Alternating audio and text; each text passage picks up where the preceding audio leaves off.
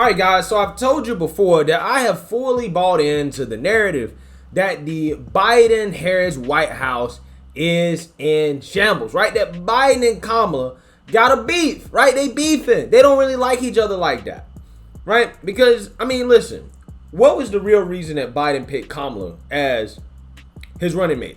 Well, the reason is because she is a so-called woman of color. That's it. That's the only reason.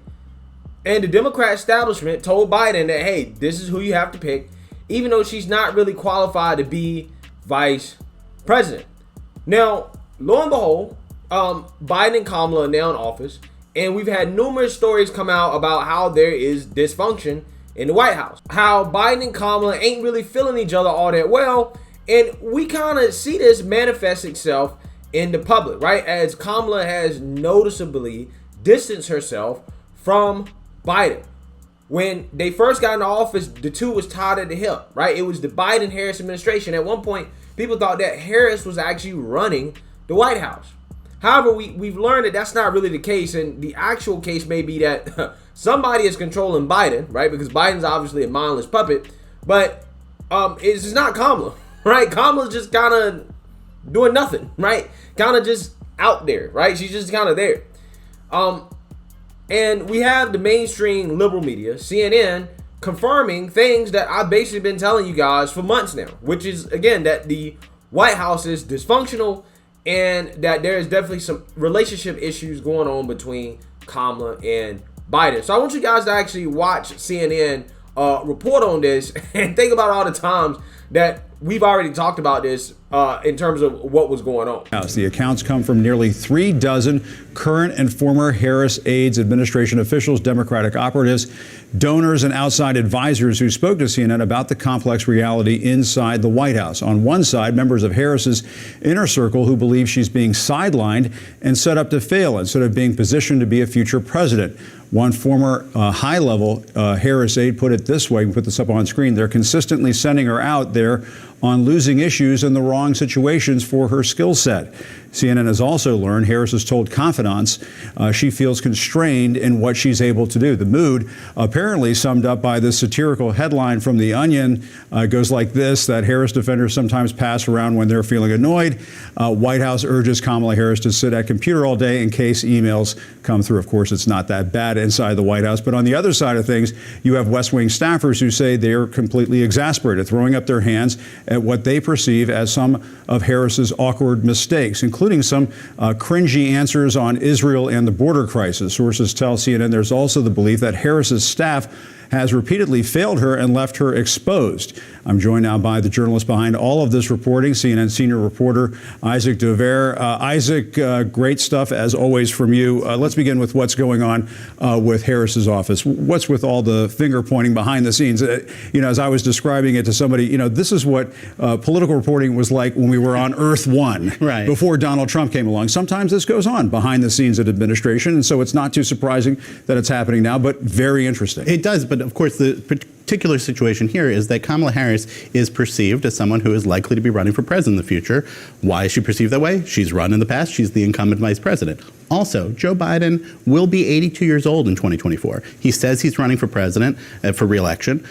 There's no reason to not take him at his word. But if that doesn't turn out to be the way that things go, she could be running for president in a year. Right. This could be, and she could be on the ballot herself, if not as the presidential nominee, as Biden's running mate. Again, needing to validate someone who'll be saying to the country, keep me in power till I'm 86 years old. There's a lot of political weight on her for that. And then, of course, there's the historical weight. People who look to her as the first first woman in power in this position, the first woman of color in this position. And all of that, what goes into that, and people wanting to see her really succeed and get out. Yeah, so first and foremost, I want to say I find it hilarious how Jim Acosta can't do any segment, not any segment whatsoever, without mentioning Trump. Okay, you notice how he said, yeah, well, this happened on Earth 1. And, sometimes I guess it happens, and, on Earth 2, whatever, blah, it happens. Basically, what he's trying to say here is that, well, I know we spent the last 4 years acting like dysfunction in the White House only existed under Trump, right? So, guys, don't be, too surprised that this is happening under Biden and Kamala, but it ain't like Trump, right? That's essentially what he's trying to say, Okay, I just find it interesting how the man can't keep Trump's you know what out of his mouth. Right? Okay, he can't keep Trump's name out of his mouth. Right? That's what's going on here. But to me, now that mainstream media is confirming what I've basically been telling you guys for months, if you just read about all the reporting in regards to not only just the dysfunction between Kamala and Joe in regards to rumors, but also the dysfunction within Kamala's own staff, right? Remember, there was staff members coming out saying that the environment was terrible, right? That Kamala was disorganized and that people didn't know what to do, and that some of this stuff was actually coming from the Biden administration too, right? It was trickling down, and Kamala didn't really know how to handle it. And I think what this really confirms to me, guys, in regards to, you know, the whole Joe Biden, Kamala Harris relationship, it really just confirms that Joe probably never really wanted Kamala as his VP in the first place, right? The Democrat establishment told Joe, hey, look, you got to pick Kamala as VP because she's, you know, a so-called woman of color. And in my mind, Joe Biden probably didn't want to do that, especially how Kamala Harris is the same person that basically called Joe Biden a racist for opposing busing, right? Basically called him a racist. Also called him out about some Me Too stuff as well, right?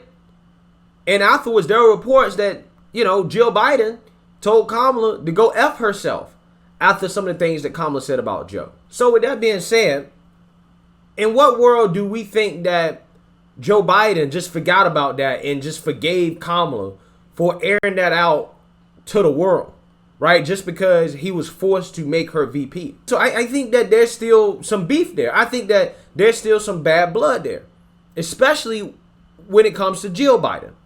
I really don't think that she likes Kamala, right? Confirmed by her telling Kamala to go F herself. And then also rumors from people on the right, like Jack Posobiec, that basically said that Jill was asking around the White House, how do you get rid of Kamala, right? What are the legal ways to actually get Kamala out of the VP spot, right? So, you know, I still think that there's some issues there that are stemming from what happened during the Democratic primary. Now, I think the other issue is the fact that, again, Kamala was chosen as Biden's successor, right, by the establishment. So Biden is in office right now. However, there's pressure from the establishment for him to step down in 2024 because he's basically too old, right? He's too old. And he's merely just a puppet, okay? He's a puppet. Who they really want is Kamala. And I think Biden knows that. Biden, on the other hand, has came out and said, hey, you know what? Y'all might want to slow y'all roll on me stepping down in 2024 because he might run again. Now, I think as his presidency gets worse and worse and worse, I think it's less likely that he's going to run. But at the same time, that doesn't mean that he's just going to prop Kamala up or put her in a position where she succeeds and looks more competent than he does, right? Because that just makes it so it's more pressure on him to step down and let her take over. So I think that's part of the reason why Biden has given her losing assignments, right? Assignments that he knows that she can't win on, like the border, like the whole voting thing, okay? Those are assignments that Kamala just quite simply can't win on. Now, that doesn't mean that she had to take an L on those things. She did not have to take an L on it, especially when it came to the border. She took the L on the border because she shows that she's just purely incompetent, right? She doesn't take responsibility for what's happening at the border, even though she's the border czar, right? So I think that, again, a lot of the assignments that Biden has assigned to Kamala have either been unwinnable or he knows that it's not her strong suit, so therefore he did it to make her look incompetent. And again, I think that's done on purpose so that he looks like he's still the best guy to win in 2024, right? So I think that that's probably playing into it more so than anything, which is the fact that Biden doesn't really want to let Kamala outshine him. However, with the declining approval rating of Joe Biden and Kamala Harris, they're both in a sinking ship, right? They're both in a sinking ship. And I think that since they're both in a sinking ship, Kamala would be better served by distancing herself from Biden, right? She shouldn't be upset about Biden distancing himself from her or whatever, or her not, being at the front of things, because if I was her, I would be trying to make it look like I ain't got nothing to do with what this administration is doing, right? I ain't got nothing to do with it. So, I mean, look, this can be a good thing and a bad thing for Kamala, right? It can be a good thing and a bad thing. It's a bad thing in the sense that it seems that she's being dragged down no matter what. It's a good thing in the sense that it could potentially be something that she uses in the primaries come 2024 when people are talking about how bad the Biden presidency is. She can say, hey, well, you know what? I really wasn't in on this, right? I wasn't the last person in the room when it came to Afghanistan, right? That's something that also came out in CNN reports. Kamala basically didn't have as much say in terms of what happened in Afghanistan as we were led on to believe when she said that she was the last person in the room that Joe talked to, right? Apparently, that's not necessarily the case. Apparently, she didn't really have that much say. So with stuff like that, I would be like, listen, all right, yeah, you're right. I didn't have that much say, right?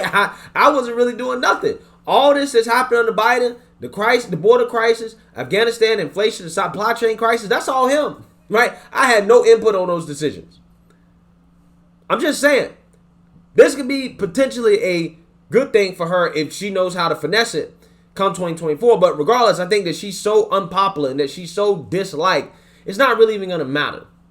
Because ultimately, in the day, she's not qualified to be in a position that she's in. She's only in that position simply because of her sex and her race. And that's it. And what you get when you pick people based off affirmative action, diversity, things like that, not actual qualifications, is what we have going on in the White House right now, which is a disaster, which has manifested itself in terms of the position that this country's in, which is a disaster, right? It's a disaster. So, we'll see how this shakes out. I mean, it's not even a year into Biden's presidency, and literally everything has fallen apart for him. And again, I find it interesting how the mainstream media is now reporting on something that I've been talking about, a lot of people on the right have been talking about for a long time. Something that was very, very obvious, which is that Biden and Harris aren't really getting along all that well in the White House. So, let me know what you guys think. Make sure you like, comment, and subscribe. Most importantly, share a Black conservative perspective. Peace.